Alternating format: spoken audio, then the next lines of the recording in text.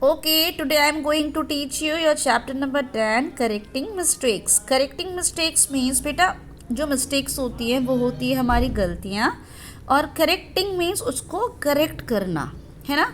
अच्छे बच्चे वो होते हैं कि अगर उन्होंने कोई गलती करी है, उनसे कोई मिस्टेक हो गई है, तो उस मिस्टेक को करेक्ट करना, उसको सुधारना, उसको मानना कि हाँ हमसे मिस्टेक हो गई है। वो बच्चे बहुत गंदे होते हैं जो मिस्टेक भी करते हैं और अपनी मिस्टेक्स को मानते भी नहीं हैं कि उनसे कोई मिस्टेक हुई है। Now let's start the chapter. You have a you have a recitation competition in class. You try to learn the poem you went to recite with the television on. Next day in school you forget a few lines and lose. What will you do? Learn from your mistakes and decide to be careful next time, or put the blame on the poem saying it was too difficult and start crying. Yes, देखिए there are two examples here कि suppose कीजिए next day आपके school में competition है poem recitation, और आप क्या कर रहे हैं, आप पोएम रेसिटेशन की तैयारी तो कर रहे हैं पर आपने टीवी भी ऑन किया हुआ है ना। टीवी के सामने आप प्रैक्टिस कर रहे हैं। अब नेक्स्ट डे जब आप स्कूल गए तो आपकी मैम ने आपसे पोएम पूछी, आप पोएम सुना रहे हैं, बट क्या होगा, आप भूल जाएंगे। मतलब टू सिचुएशंस आपके सामने आई, एक तो आप भूल गए, आप सुना ही नहीं पाए, आप कुछ लाइंस भूल गए, है ना। तो अब दो चीज़ें आप कर सकते हैं, या तो आप पोएम को ब्लेम करेंगे कि पोएम बहुत डिफ़िकल्ट थी, मैंने तो बहुत लर्न करी थी, इतनी डिफ़िकल्ट पोएम थी, लर्न ही नहीं हुई मम्मा, मैं तो बहुत प्रैक्टिस कर रहा था ना मम्मा। या तो फिर दोबारा से लर्न करेंगे और अपनी मिस्टेक्स को अपने दिमाग में रखेंगे। क्यों? क्योंकि आपने टीवी ऑन किया हुआ था, आपका जो पूरा फोकस था वो टीवी के ऊपर था आधा, और आधा आपका पोएम के ऊपर था। पूरा फोकस तो आपका नहीं था, इसीलिए आप कुछ लाइंस भूल गए। तो हम क्या करेंगे, I know you all very very good students, तो आप सेकंड ऑप्शन को ही चूज़ करेंगे। आप अपनी मिस्टेक्स के साथ सीखेंगे और दोबारा से लर्न करेंगे और केयरफुल रहेंगे नेक्स्ट टाइम के लिए। Okay, now let's start the story. Aman becomes hard working. अब देखो, this is the story of Aman. अब वो धीरे धीरे एक हार्ड वर्किंग बन गया, मीन्स मेहनत करने वाला बच्चा। मेहनत, हार्ड वर्किंग क्या होता है, जो बहुत हार्ड वर्क करता है, जो मेहनत करता है, जो बिल्कुल लेज़ी नहीं होता है। Now let's read the story. देखते हैं पहले अमन कैसा था, क्या पहले भी वो हार्ड वर्किंग था या वो पहले लेज़ी था। Now let's check. Aman was a lazy boy. He did not like to do his homework. Oh, every time he gave some excuse to the teacher and she let him to do it in class. Oh no, यानी कि अमन पहले बहुत lazy था, बाद में hard working बना। अमन was very lazy boy, वो बहुत आलसी था, अपना होमवर्क कभी नहीं करता था टाइम से और नई नई बहाने बनाता था। एक्सक्यूज़ मीन्स बहाने। फिर उसकी मैम क्या करती थी, उसे क्लास में होमवर्क करने के लिए कहती थी। One day the teacher got angry with him.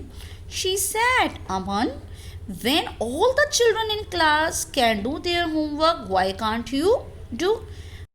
Yes, this work from home tomorrow. I give you homework so that you can revise what is done in class and remember it.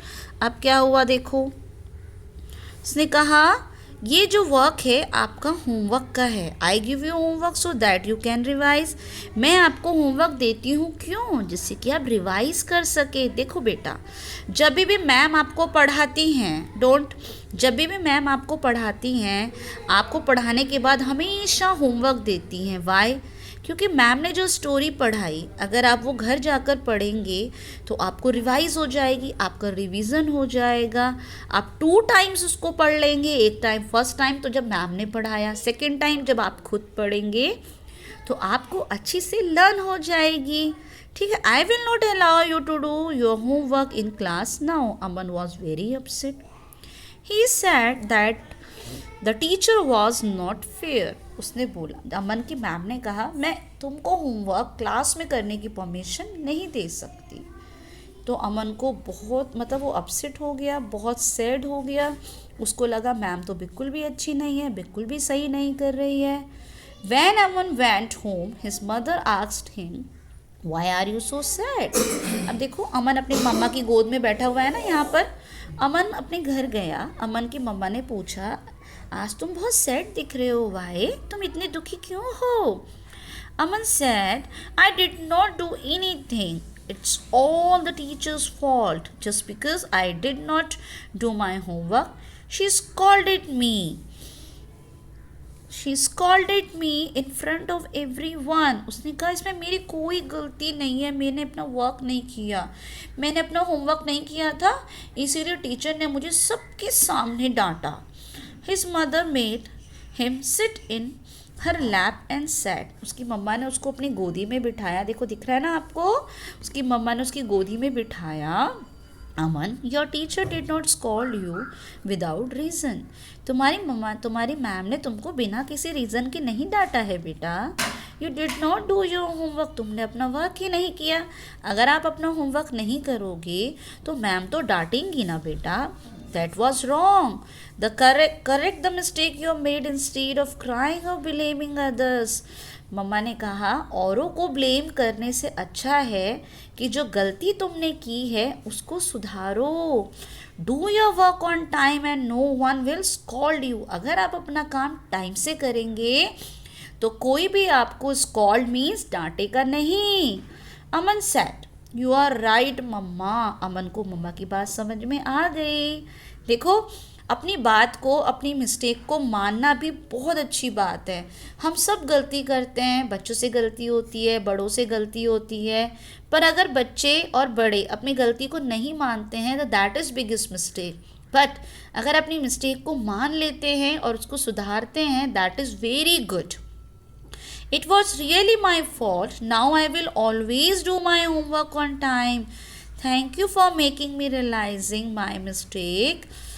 Saying this, he hugged his mother. From that day onwards, Aman became hardworking and did all his work on time. His teachers did not scold him any more. अब उसको अपनी उसकी मम्मा ने जब अमन को समझाया तो अमन को समझ में आ गया। अमन ने कहा, सॉरी मम्मा, मुझे पता चल गया है मेरी मिस्टेक, अब मैं हमेशा अपना काम टाइम से करूँगा, अपना सारा होमवर्क करूँगा और टीचर मुझे कभी नहीं डांटेंगी।